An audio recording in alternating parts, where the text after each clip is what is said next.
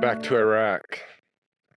The My unit in Iraq was relieved in 2007 by Maximilian Uriarte's unit, three from Hawaii. So they did the left seat, right seat thing with us when we were, and but this meant that I'm no fan of Uriarte. I don't, even on a personal level. His drawings are good, but I don't care for him. But nevertheless, he made this graphic novel, which interestingly depicted our guys. My unit is 2-7, and they show the 2-7 Echo guy. It's in the comic at the beginning because they're showing up, and he did a pretty good. It looked a lot like we did. This guy, he looks very zoned out. He's wearing like a flight suit and tied around his ankle. He's got no shirt on, tied around his waist. His ankle. His flight suit's tied around his waist, and no shirt, and he just looks kind of emaciated, like you know. And they're saying like, oh, these guys have been through some, they've been through some crap, they say, but then the characters in the graphic novel are talking about that, and they say, it seems like 2-7 already won the war on terror, and that's I didn't say that, but Maximilian Uriarte and his characters say it. But so his people must have been saying it. But nevertheless, it is true. 2-7 did win the war on terror, and or at least we certainly won our part of it. And I would say at a critical time in the centerpiece of the war on terror, Iraq, and during the surge. I mean, I would argue, like, we felt pumped at the time, like we could tell that we really did something, you know. And I mean, even like halfway through the deployment, I remember I was joking around with my buddy, and this is before my buddy Brooks, before he got shot, but we were saying we were gonna go to MCRD museum, and we were gonna drop our boots off. And that's the kind of thing we like to. We were pretty full of ourselves at the time, but we could tell that we were actually doing something. It is different than the first time I was over there, where I really didn't. We wanted to win. We didn't want this to be another Vietnam or something, and but it didn't seem like it was going to happen. There's just so many problems with how the war was being conducted and just how things were going. It looked pretty bleak. And then 2007 was a different story. That's I like to talk about Iraq. It's something really fun for me, and but I could go on and on. So just to keep this focused, I was going to talk, in fact, not even about my own experience, although of course I have to, but I've got this interview with Colonel Joseph Latwell, USMC retired, Lieutenant Colonel, and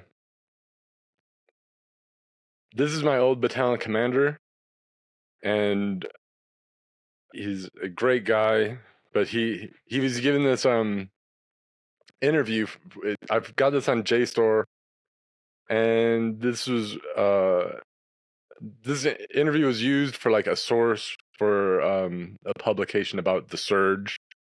We were talking about the 2007 surge, and so how this was successful. This interview was done as like a source to be cited. in this. This is an important commander. This is my battalion commander, Joseph Latoile. So just to keep this in focus, I'm only going to read the portions about Echo Company in Zaidon. So I'm not going to get into karma or anything like that, or what went on in Saclavia or anything. Zaidon, I think, is more than sufficient for one video. But it says Lieutenant Colonel Latoile. Latoile is It says he's focused on the second deployment. He was also my battalion commander the first time, partnering with the coalition, most of al-Anbar, so on and so forth. Latoile discusses the environs of Fallujah, the differences in the areas of Zaidon, Al-Karma, Seklia, offers his thoughts on the awakening. So in particular, we're talking about the awakening, and we'll get into that. But the interviewer says, please talk in general about Fallujah, and then specifically about your second tour with 2-7 in the Fallujah area. Please start by describing the conditions when you arrive for the second tour. So Latoile says, from the early days of 04, Latoile has a big booming voice, and I'm not going to try to replicate it for this whole interview, but he's like this big Huguenot type guy who will talk about battle space and so forth. But he says, so much of the leadership of the tribes in that area had departed. The threat was too high, too many sons were being killed, too many family leaders were being killed. So the bulk of the population was left without their anchors.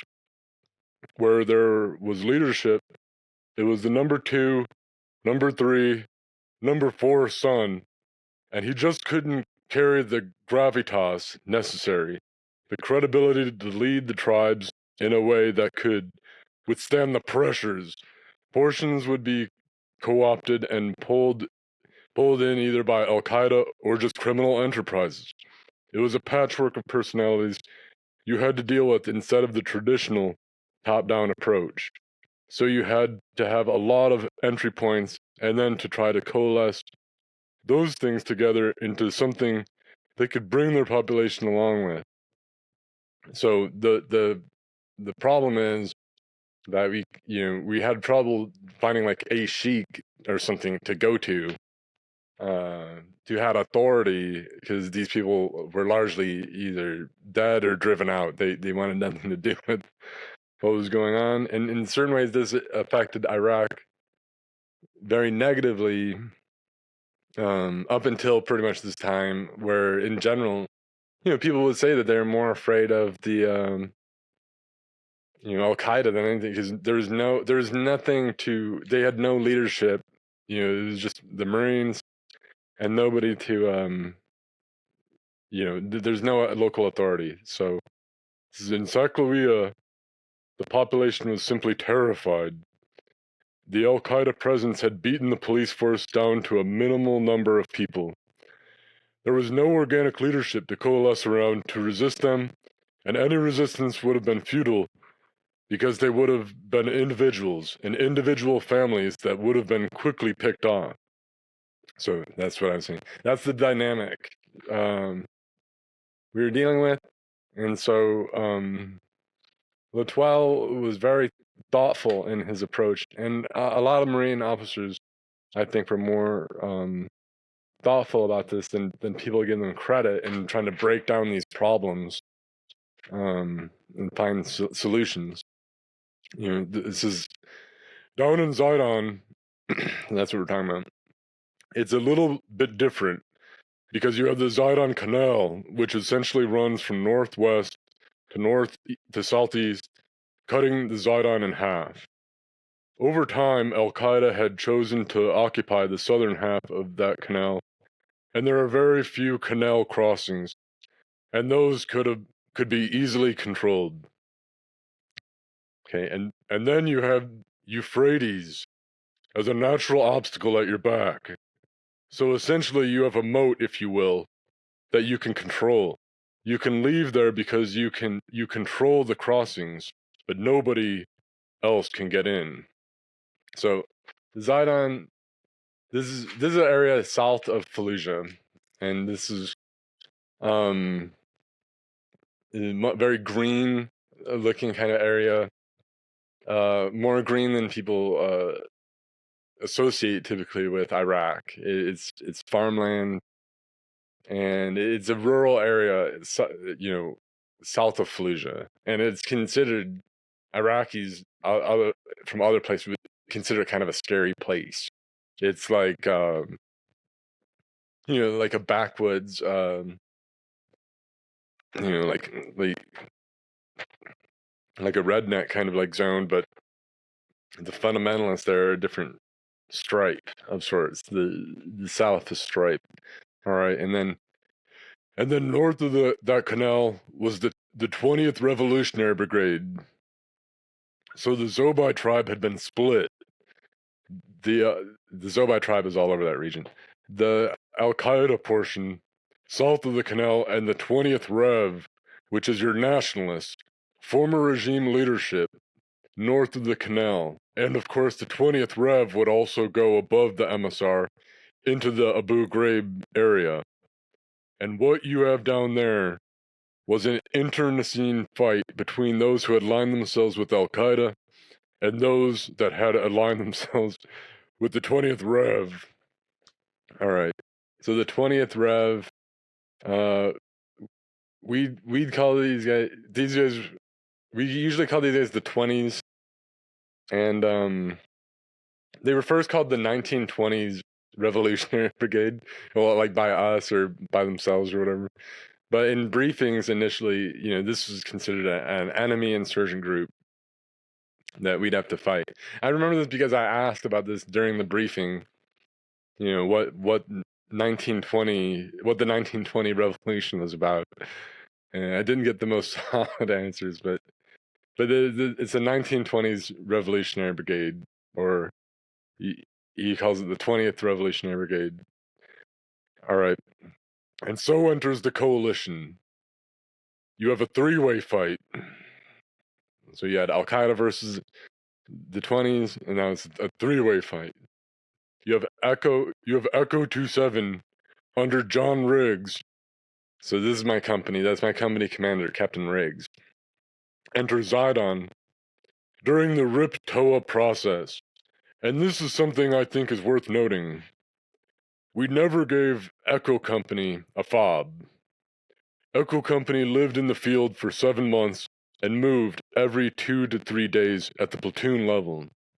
Those Marines entered there and came out 7 months later, never sleeping behind HESCO, never sleeping behind sandbags, never plugging in any appliances or anything.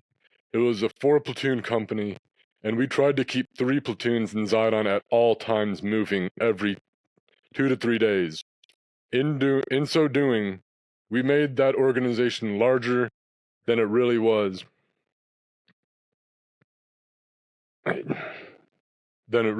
Because we were under strength to be in an area that was that large and that complex.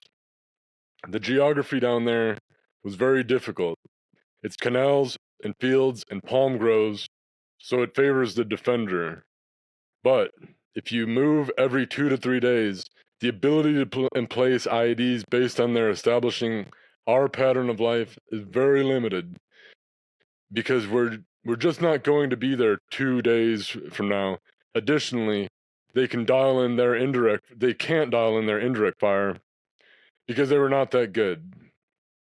Okay, and this is all true, but I'll say it makes us seem maybe a bit more badass than this is. Like, it wasn't like a deep recon that lasted 7 months, say, that we never slept behind HESCO. In some ways, this was like the 5-star deployment, and this is the best we had it, because we would rotate platoons out. So typically you would go down to Zaidon, and it is true, it's a huge area. So it wasn't small enough that like a company of Marines could like occupy it. It would just make no sense because it's really huge.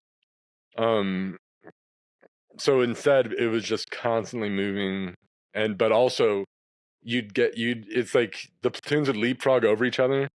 So one would be the furthest in, and then that one would rotate back, and then the other ones that were kind of behind them would move forward, and then you would actually get 3 days off at Camp Fallujah, where we had trailers and we had everything. It was pretty dope. So and then you just had 3 days off. Like is like 6 days in, 3 days off is the typic. It didn't always go like that, but that's about how it went. And I'll note that this process, it was really tricky at this point because you could hardly drive anywhere in Iraq. Like the first time I was in Iraq, you would just try to drive super fast, and because you're trying to outrun someone with like a trigger, like with some kind of device or something that's gonna blow this thing. So you're just driving fast everywhere, and at night, you went blackout. So you just drove super fast with night vision.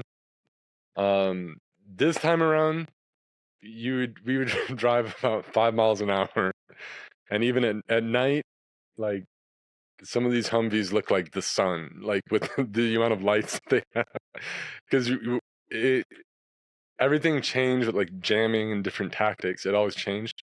But by this time, the main danger was through the pressure plate IDs, the victim actuated IDs, pressure plates, the speed bumps. Anal beads was the one that everyone in al-Anbar was the most afraid of.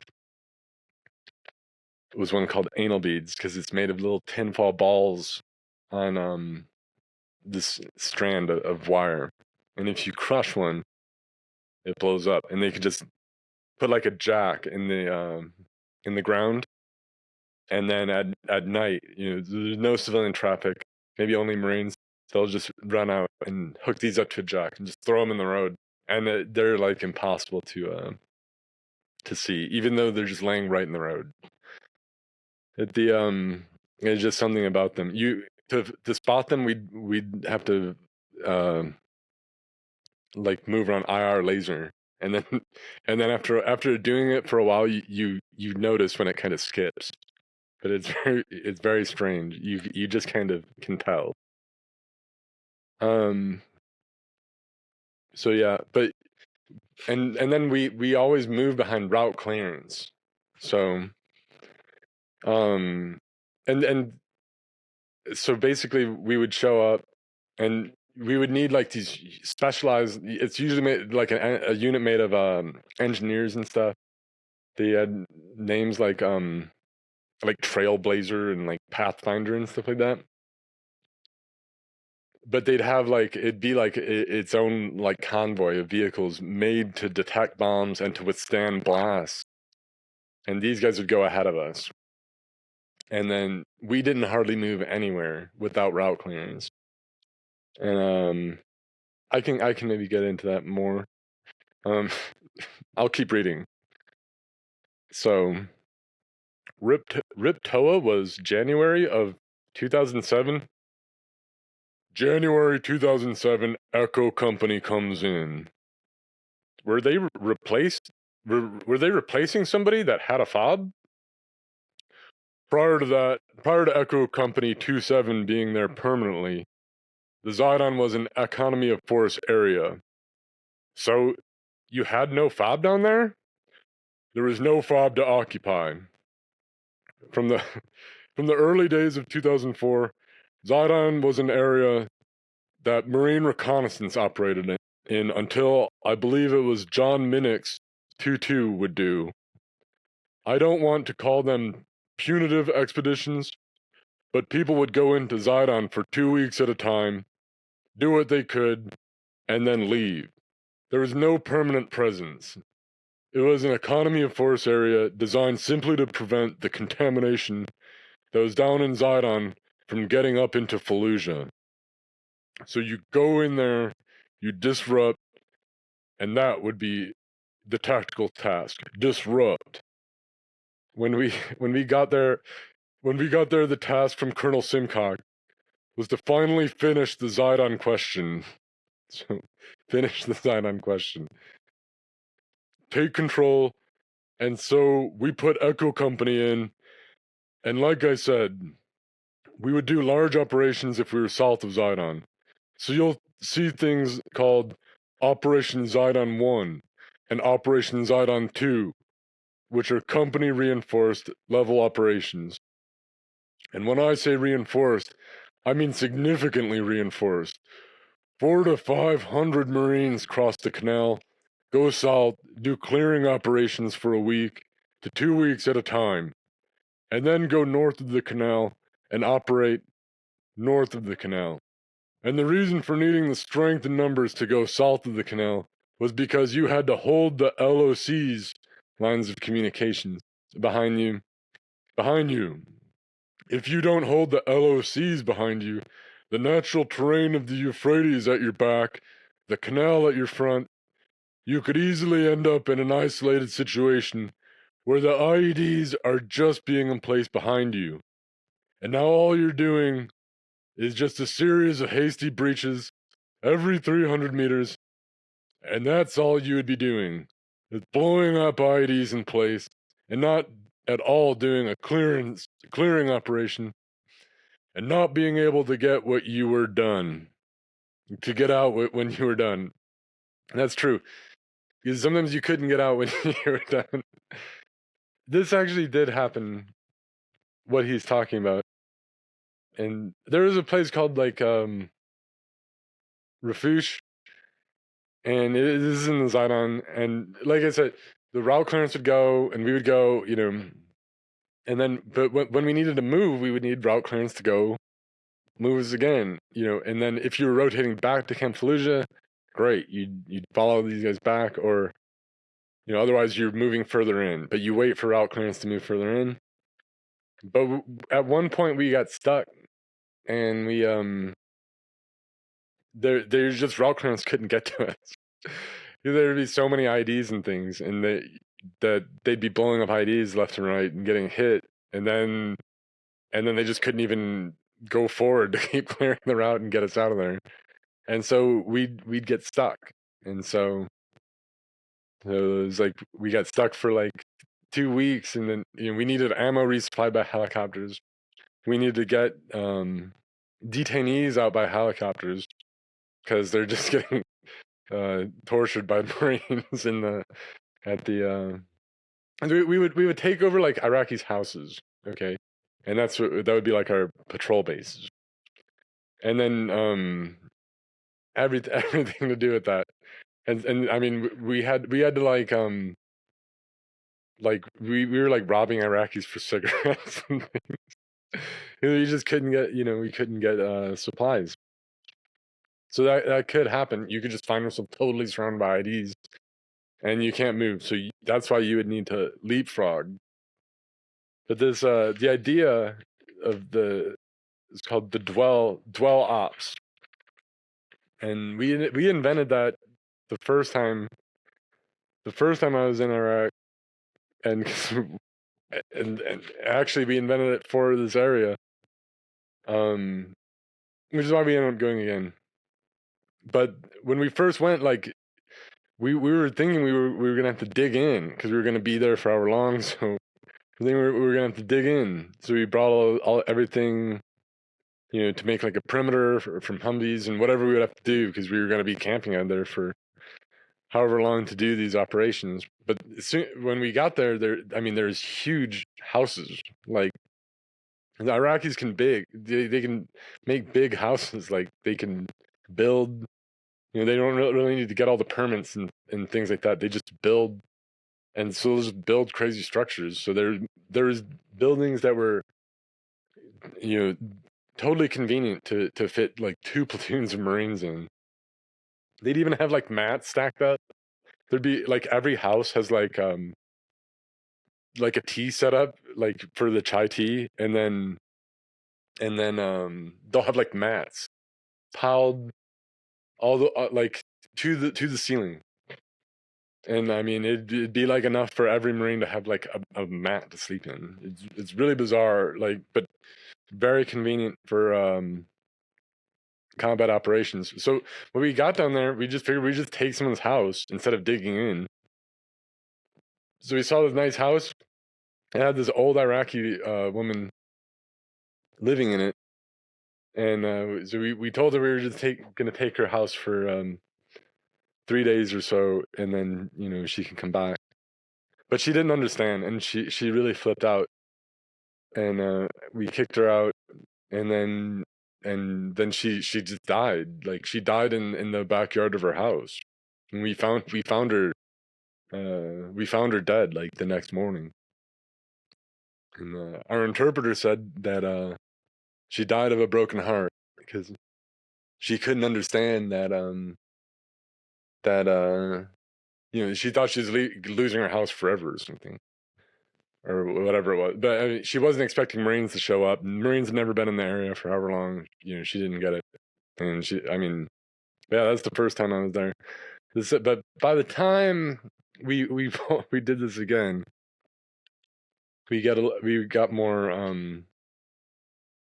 proficient about communicating to people and to we would give like gift baskets, like soccer balls and all this candy, and we'd give money, we'd pay people. And then the second time I was there, people were actually pretty cool about it, and for reasons that hopefully I'll explain.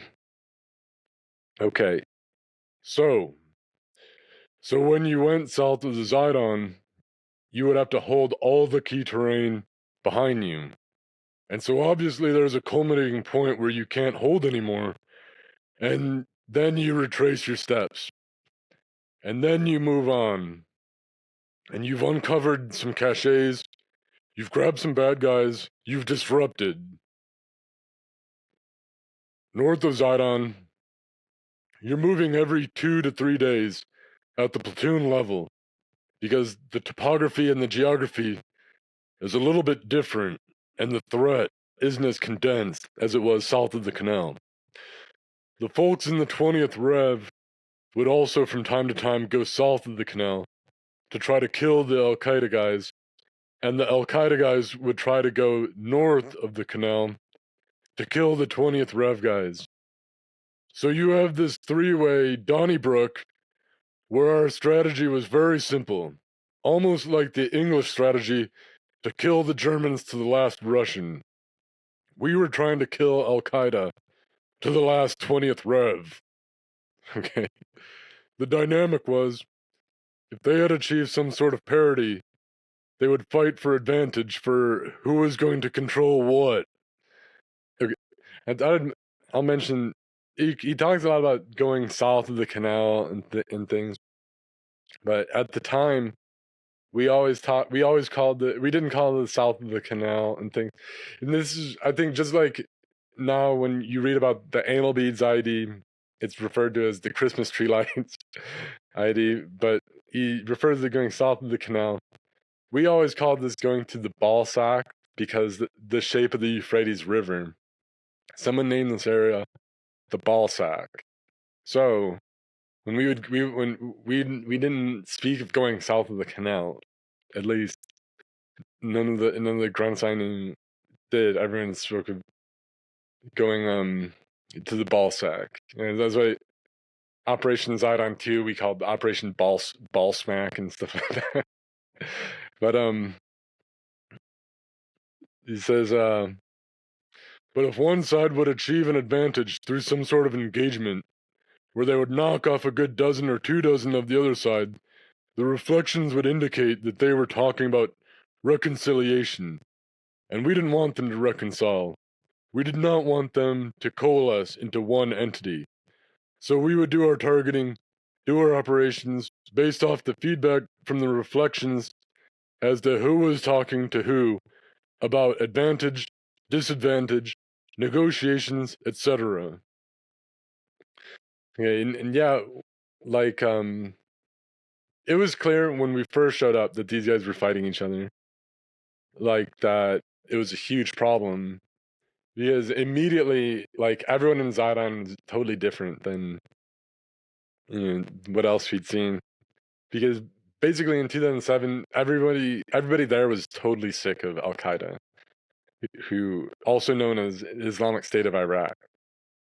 And so, because they were totally they're just being very oppressive of the whole region, of this area, and they would just tell horror stories all the time. They would just come up to you and, like, this whole time you could just ask any local Iraqis, like, you could say, like, Wayne Kumbala, Wayne Irhabin, if you ask where the terrorists are, they'll tell you. They would just keep going that way, and you're gonna find them in this house, or they'll describe the whole thing, and then you keep asking other people, and other people are telling you the same thing, and then it's legit. So like we would just keep walking in one direction, and everyone would be like that way.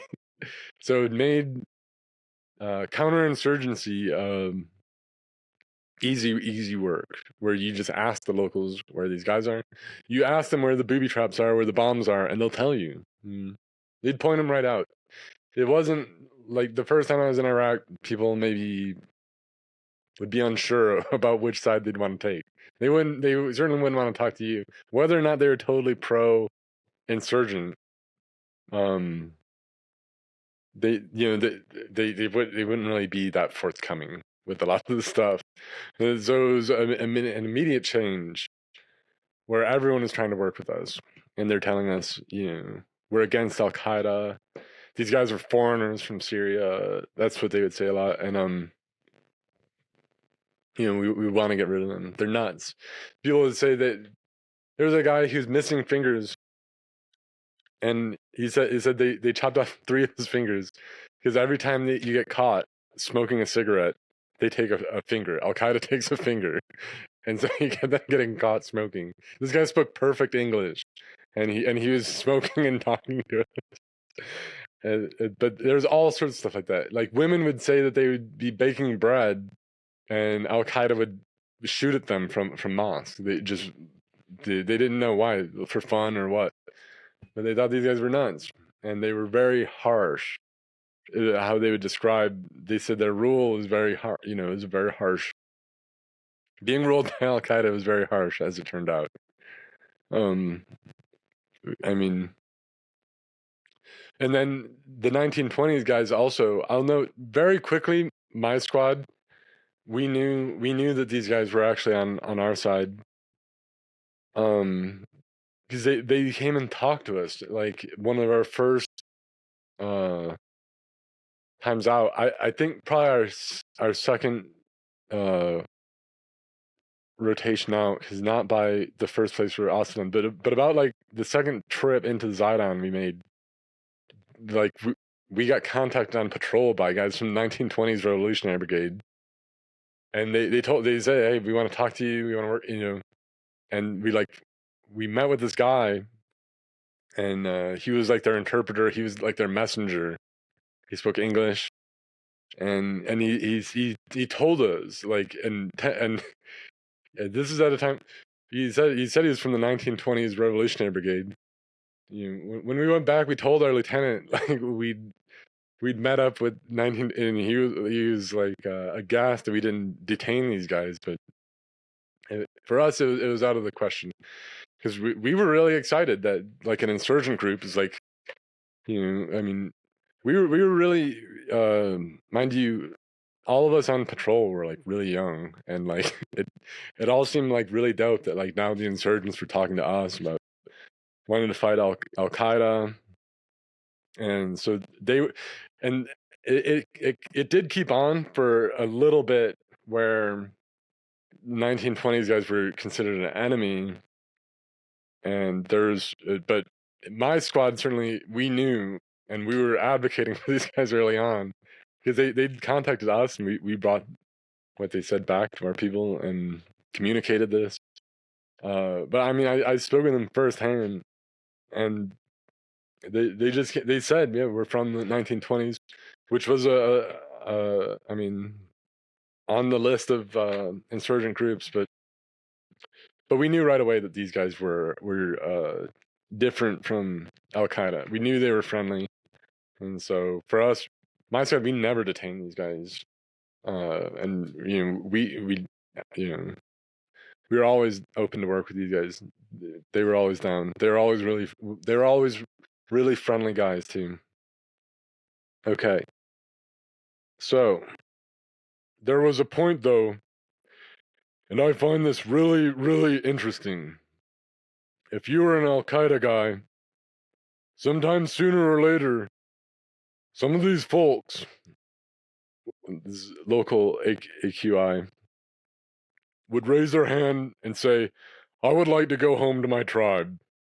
And I made it clear to the tribal leadership that unless somebody was on some sort of list as a really bad guy, that reconciliation to the Zobai tribe by an Al Qaeda member was a tribal issue.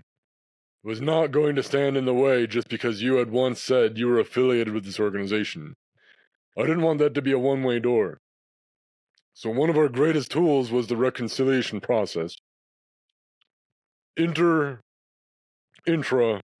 tribal reconciliation, because that would peel away the extremists and put them into the tribal camp, where maybe they would go to the 20th Rev, maybe they wouldn't. 20th Rev was a better adversary because they were rational. The guys south of the canal were not rational. The interviewer, yeah, I heard that. But one day, the Al Qaeda guys south of the canal had gone north of the canal, taken over a market, kidnapped a 12-year-old boy who was affiliated with Zobai leadership, and slaughtered him just like a lamb on the hook. Gutted him and left him hanging there. I went home that night and I was thinking, this is the dumbest enemy I have ever faced. This is not the way you fight wars amongst the people. Because you have just tainted yourself. You've crossed a cultural norm that doesn't allow you to go backwards. You've crossed the Rubicon at the tribal level.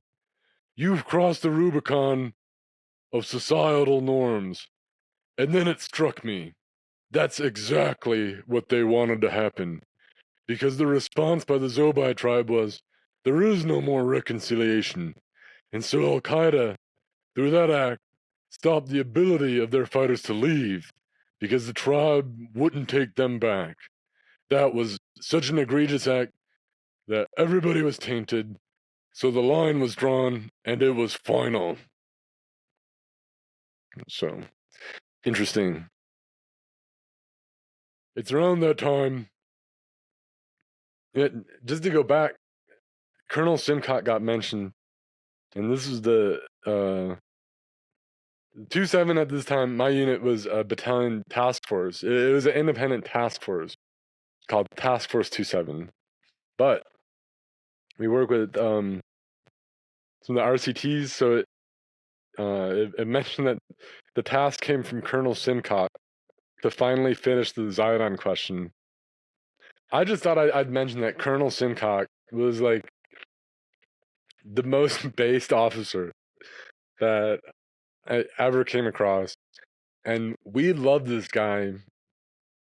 And I mean, he knew we really liked him too. Like when he showed up, he would be like, "What's my name?" And we'd be like, "Rick Simcock." We always had Rick Simcock. We thought this dude is super dope. All he did was like encourage us to kill people. I shouldn't get too into it. I mean, I'm not trying to get him in trouble or canceled or something. But he said some pretty wild and pretty base things, and he had all the respect of the grunts. Everyone spoke favorably, and thought that colonel was super dope. Colonel Simcock from RCT 6. So we knew we didn't have any, I mean, and came from Colonel Latwell as well, that the ROEs were not going to be very strict at all, and that there wasn't. This always gets talked about like it's a big thing of like the war on terror, where the ROEs were so strict that you could hardly shoot anybody or something. Like the ROE, our guys couldn't win because they had to fight with one hand tied behind their back or something. And I didn't find that true at all. And it definitely, in my case, I'll say with you know, the leadership we were under, not that it was all incredible, but uh, certainly we had colonels, and coming from that, like we knew we weren't going to get fried, like in the Chris Kyle movie or something. They're like, they'll fry you if you if you get this wrong or something. Like we knew at least in my unit we knew we weren't going to get fried for uh I mean, unless something was like, you know unless you went like full Einsatzgruppen or something, it you're fine. Okay. All right. It's around that time that, working with Lieutenant Colonel Carousel, who I had met, this is like a local Iraqi army officer who I had met in '05 in Fallujah. He was one of the 2 battalions we were partnered with. Had moved to take responsibility for the Abu Ghraib area. He was a Kurd, but had a reputation as being the straight shooter amongst tribal issues. So I went to Lieutenant Colonel Carousel and said, I think the time is right for a 20th Revolutionary Brigade outreach. He set up a meeting. We met down in the Zaidon with the leadership of the 20th Rev in that area and had a very frank conversation and said, this doesn't have to go the way it's been going. We have a common enemy. I have no interest in putting you guys in jail. The only interest we have here is that Zaidon does not become a bastion for attacks on anybody, either Fallujah, El Karma, or whatever. So what we would like to institute is a series of confidence-building measures that will allow you to demonstrate the ability to live within those rules. So what I proposed was, I'll let you guys have a checkpoint in the market, and at the top of this thing called the Lightning Bolt, which is a road that looked like a lightning bolt, which is the main entrance into the heart of the Zaidon, which is with the terrible ID problem. If we can travel the lightning bolt without being ID'd, and we can get into the market without being ID'd and sniped, then we could talk about other confidence building measures and progressively give you control of the local security. So we did that. But what we did was we badged everyone, biometricked everybody, recorded serial numbers of all weapons, and the rules were, if anybody was caught in Zaidon that wasn't in that system, it was a breach of the confidence building measures. Because what we could not create was a R&R center for fighters from other areas to come to rest, because there's some sort of agreement here with where the coalition won't mess with you. So this is off limits to outsiders, and we're going to let you do these confidence building measures. So over time, we added checkpoints and added confidence measures to the point where the southern Zaidon was completely isolated. They could no longer get across because we had built the 20th Rev checkpoints all the way up to those crossing points. And of course, we were backing them up with coalition firepower, ISR, and everything. At about that time, General Gurganus asked what we needed to be successful in the Zaidon. Finally successful. My answer to him was, if we could have 300 paid, legitimized security forces that could turn it finally, then we could actually leave the Zaidon in the control of the former 20th Rev, current Zobai leadership. It took a little bit of time working with the central government in Iraq and getting permission and all that. So this is kind of getting into the 20s guys got officially onboarded And they'd already been fighting. It had already been a situation where we would see them fighting Al Qaeda, all day long sometimes. Or in like the next village over, there'd be firefights, and we know there's no Marines in the area, and we confirm this. And then it's 20s guys versus Al Qaeda guys, and we already had like a relationship of sorts, but this is where we made an official relationship. And from there, we were giving out the police shirts. We were giving out the glow straps after those ran out, and everything, and getting these guys and they didn't all wear police shirts. Most of these guys look like they just look like insurgents, and they cover they have masks or not, and because it wasn't necessarily the same as the rest of the Anbar awakening and the Sahawat type guys.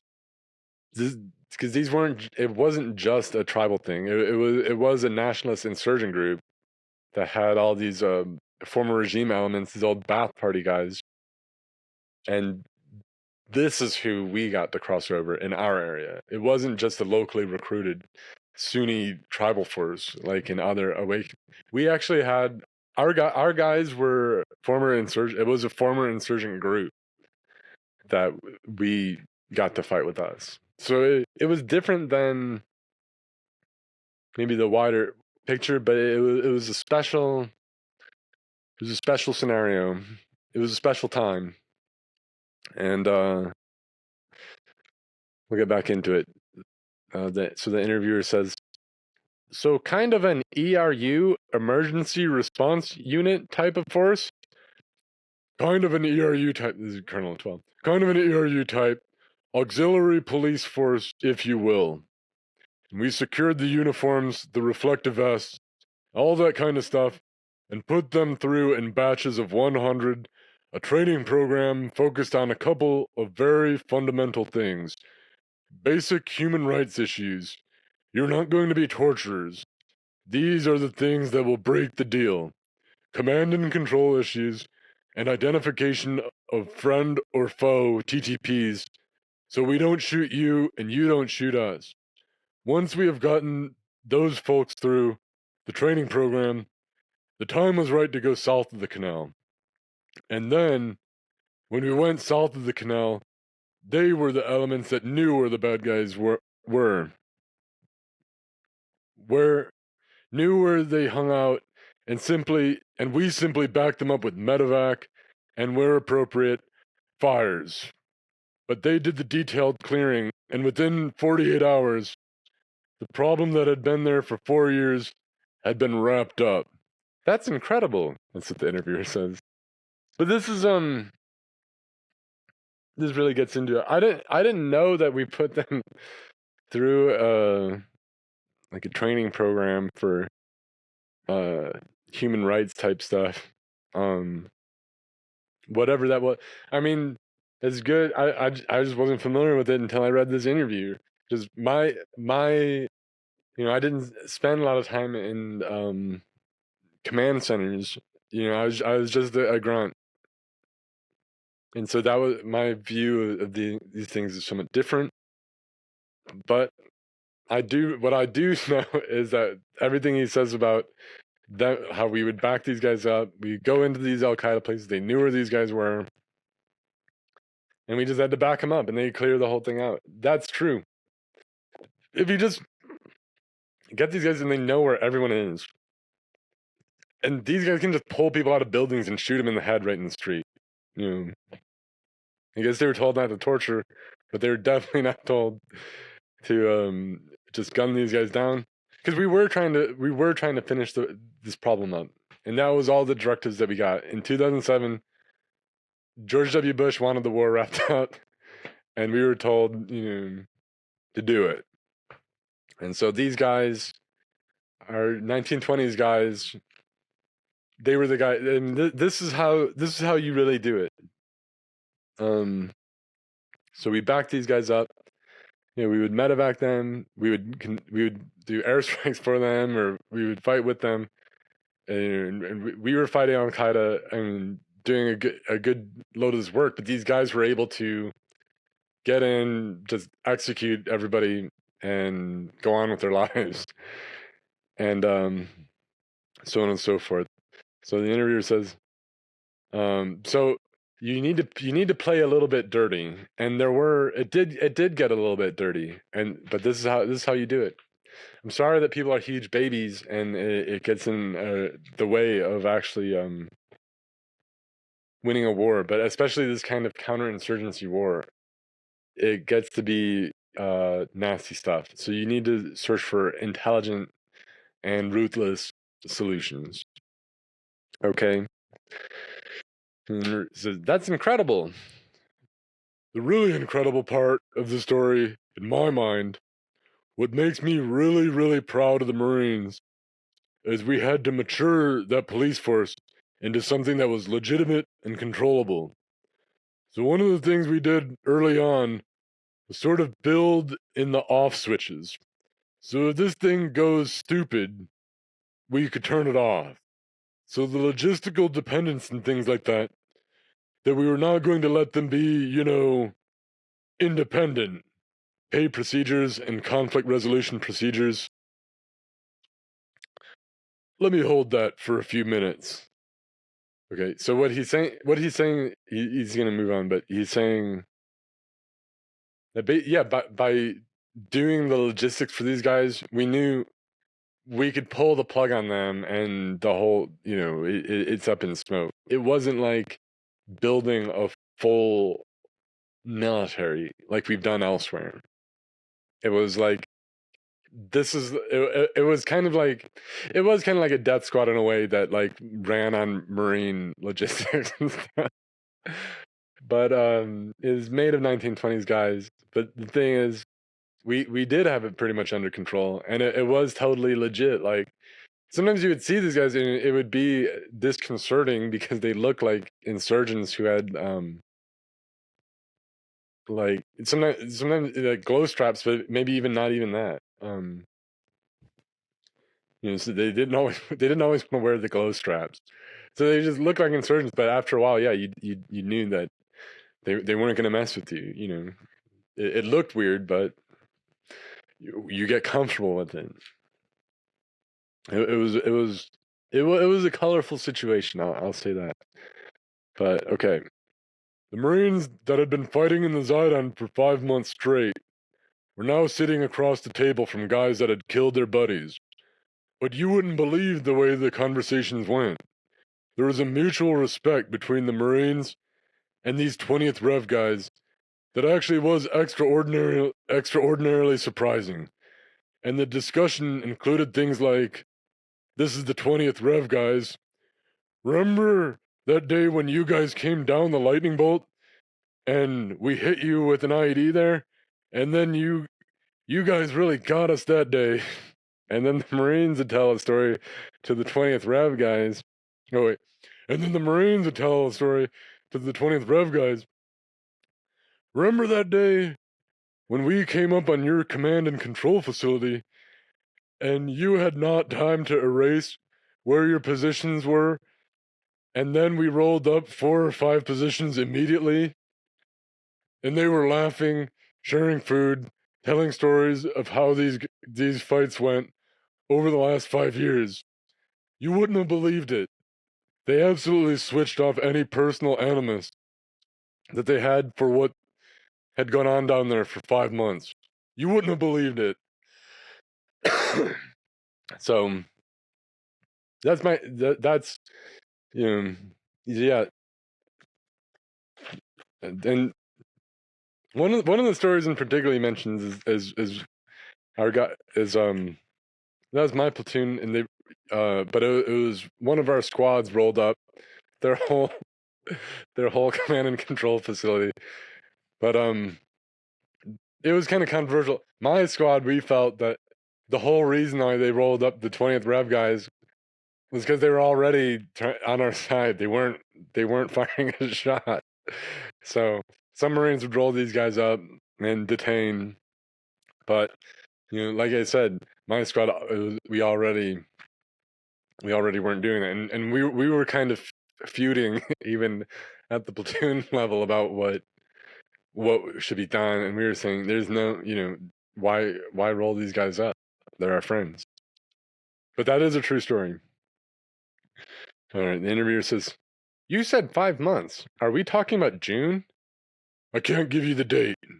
We suffered our last casualty in the Zaidon the night before we went south of the canal, and on July 4th. July 4th is an important day because July 4th is when we, or July 4th is an important date because July 4th is when we arrived for the previous tour." "That's right. July 4th we suffered our last Marine KIA, and it was in preparation to go south of the canal. We hit an IED that night. Before July 4th, we had over 100 real fights. And I'm not talking about somebody throwing a round downrange or a random mortar." we had 100 real fights. I'm not talking about somebody throwing a round downrange or a random mortar. We had 100 direct contacts with enemy forces, both 20th Rev and Al Qaeda. We did not have a single one after we had gone south of the canal and cleared it up. It was over. It was like hitting the switch. There was no tapering down. There was no 25 contacts this week, 15 the next, 5 the next. It was over. Not another shot was fired in the entire Zaidon. So, this is what I heard. It was peace in Zaidon, but my company was moved to Karma like immediately after. Like we enjoyed no peace in Zaidon, but we did not want to enjoy peace in Zaidon. We wouldn't have wanted to. We would want to go to Karma. Yeah, this is something of a theme of Maximilian Uriarte's graphic novel, because from what I gather, I didn't read the whole thing, but from what I gather, I just flipped through it in Barnes and Noble. It seemed like his unit didn't really get a lot of action because it was all cleared up on this, by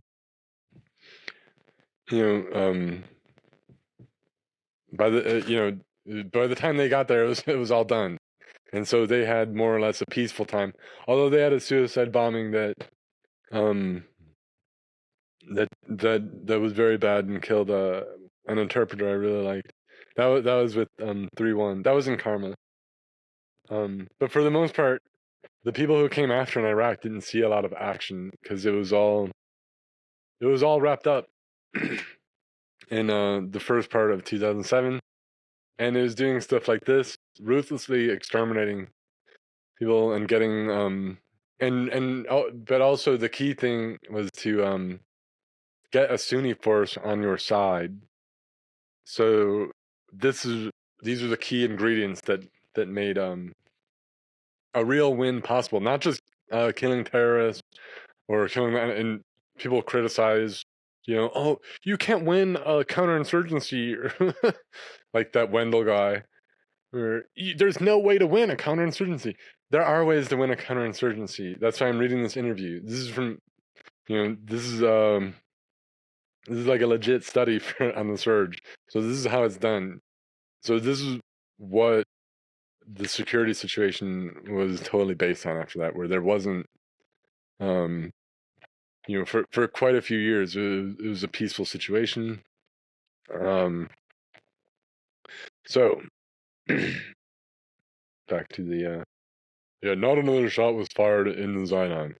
Yeah, I don't know about that, because by that point they sent us to Karma, and other guys took over after, but I'm sure they probably, it wasn't, that's not even what Marines wanted. Like, my company actually had like a pretty dope, we really liked our mission, and I mean, like he said, what does he say? Well, on 100 real firefights, not including somebody throwing a round downrange or random mortars. And this is legit, because when we'd come across Al Qaeda in Zaidon during the surge, a lot of these were like sanctuary kind of areas. because they were getting pushed out of the city, out of these cities. They were getting pushed out of Ramadi and other places. So when we would show up in Zaidon, because they would show up to these areas because there aren't a lot of Marines, it's just wide open rural areas. When Marines would show up to like a village or a market or like little areas, these guys a lot of times would either they would just bug out real quick, or it was time to stand and fight. So some of these guys would, and so some of these fights would run kind of long. But it was great fun. This is exactly the kind of stuff 0311s enjoy. So this is why everybody in Zaidon was pumped to be there. When we'd have engineers show up, they'd all be talking about they'd get attached to us and they'd want to go out and they'd want to get their combat action ribbon. And so everyone we'd say, come to our squad, you'll get your car. We take them out on patrol, we find the insurgents, and people are firing, and they say, here's your chance. Now go go at them. Everyone was super down for the kind of fighting in Zaidon was like the bread and butter of Marine rifle squads. Just really enjoyable stuff. And the enemy shoots very high, and you can get a little comfortable. What the success down there allowed General Gurganus to do was to begin that same process in Al-Karma, because Al-Karma was also an area where it had become an economy of force area, bad area, lots of violence, lots of Al-Qaeda, lots of, all the standard stuff that had gone on before. But by giving control of the I think, but hold on. But by giving control of Zaidon over to the force that we had created down there, I was able to take Echo Company out of Zaidon, put a smaller footprint, a Fox Company into Zaidon, take Echo Company, and move them to El Carmen. Okay, so that's what I just said. So let's get into it. Then he starts getting into other stuff. Hold on, I think there are 400 Marines. It was a difficult place. They were ripped out, and then Echo Company, the Recon Company, the company from 3-5, and Jim McGrath's company, we did a large-scale operation. Oh, we're getting kind of out of it. I only really want to talk about Zaidon. But that's how a lot of the fighting went in Zaidon. Okay, this is a very long interview. I'm just reading the part of the beginning. He starts off talking about Zaidon, and I think it's some of the most interesting stuff.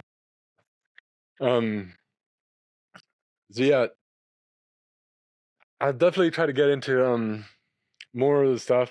I thought I'd read the interview just because I've already on T's podcast a lot. I talked about Iraq, and we did a few whole episodes. If you caught any of them, I'll talk more about this stuff in the future because, like I said, I like talking about Iraq, and there's a lot to talk about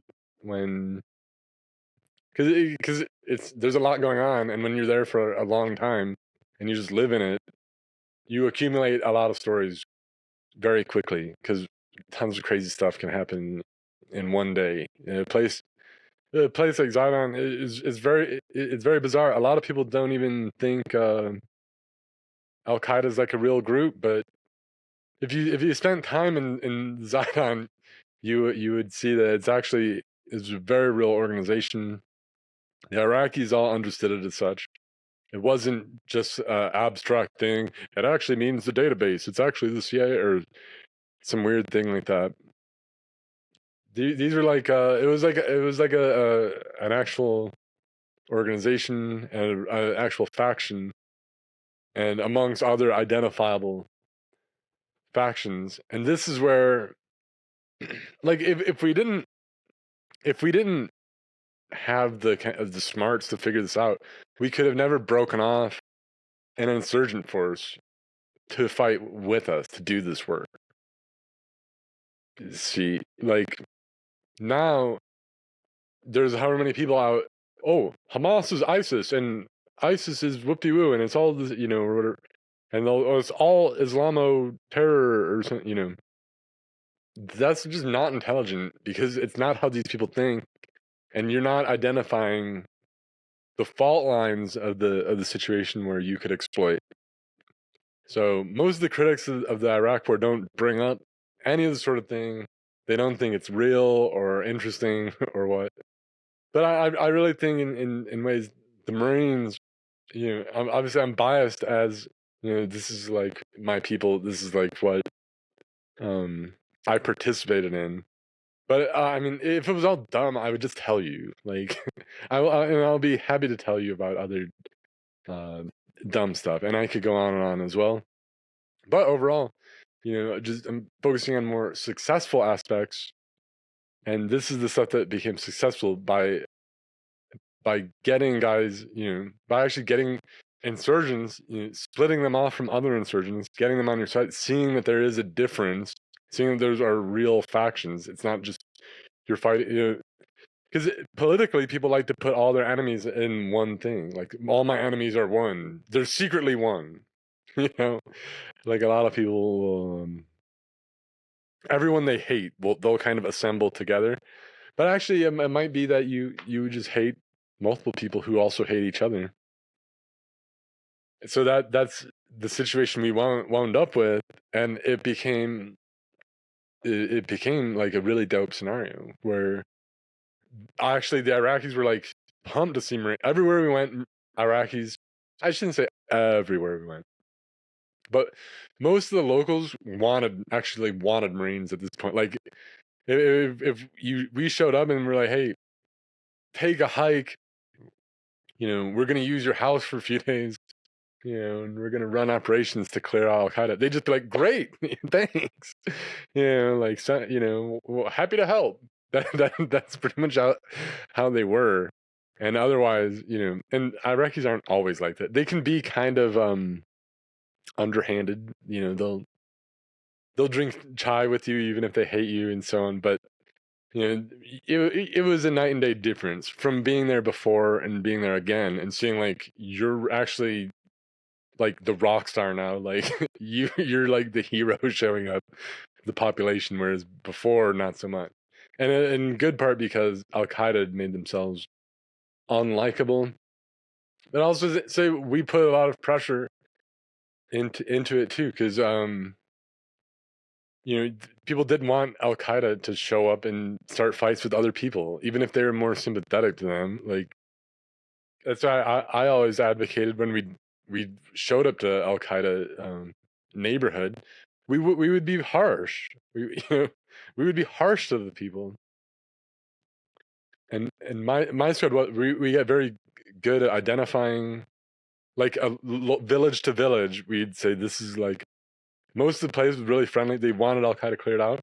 I mean, when we'd show up somewhere where we weren't welcome, we would make ourselves even more less welcome.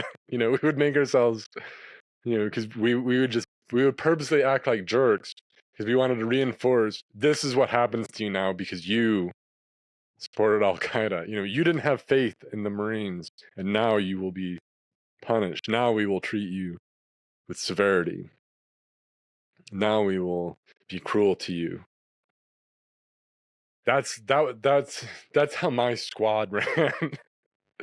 But in general, that was a large Marine approach, and actually, that's the motto of the First Marine Division: "No better friend, no worse enemy." So we tried to stick with that when an area was friendly to us. We didn't like when bad things would happen to people. We try to back them up. We try to have their back. Like we were serious about that. That's why we would advocate for my squad would advocate for like 1920s guys and things, because if they're voicing support for us and they want to they want to partner with they took a risk to reach out to us, so we wanted to have their back. That's my mentality even now with all this stuff, just around the world. If there's people friendly to America, we should have their back. Like, especially if they're not doing just lip service, but if they're like us, if they like us and they are like us. it could pay dividends to have their back. And if they don't like us, then just treat them even more severely. Treat them worse. Be harsh. Be hard on them.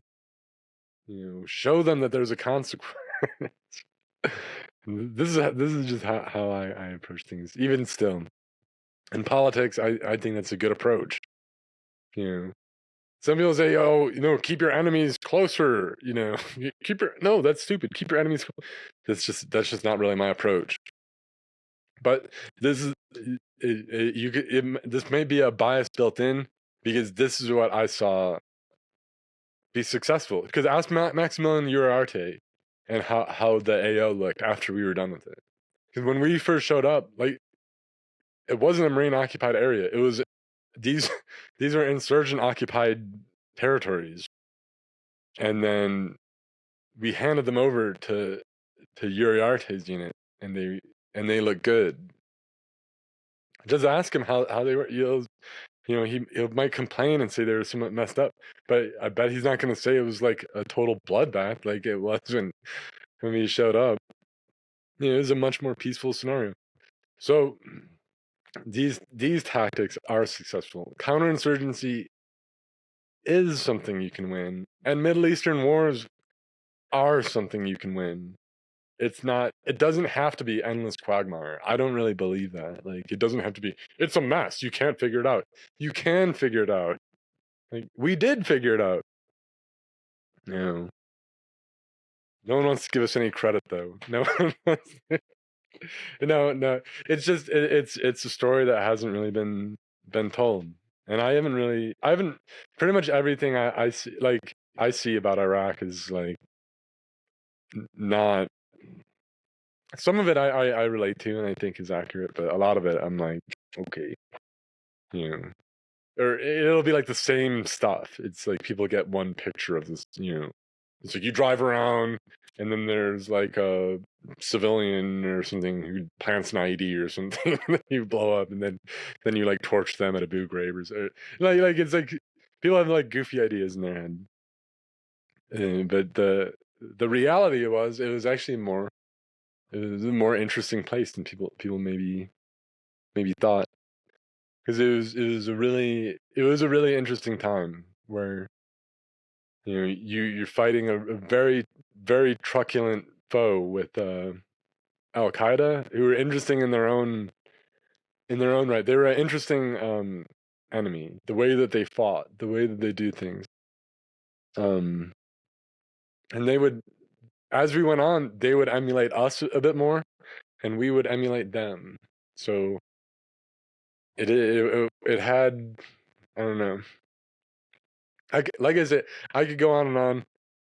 I thought I'd read this interview just because it would kind of anchor the whole video with because otherwise other shows I've done, like T's show, it would be like me and Thomas or like Paul Fahrenheit or something. And then so like I don't just talking about myself, sometimes I don't know where to stop or something. I could just keep on going. But I just wanted to show you that interview. That's with my battalion commander, Joseph Latwell, from, and that was specifically about the Zaidon. So I'll definitely talk more about it. I didn't even scratch the surface of this stuff, but I think a lot of this would be new to people, nevertheless, because I don't really hear about a lot of the stuff brought up in so much. But yeah, maybe that'll just give you a fuller picture of it. All right, but that's how Iraq was won.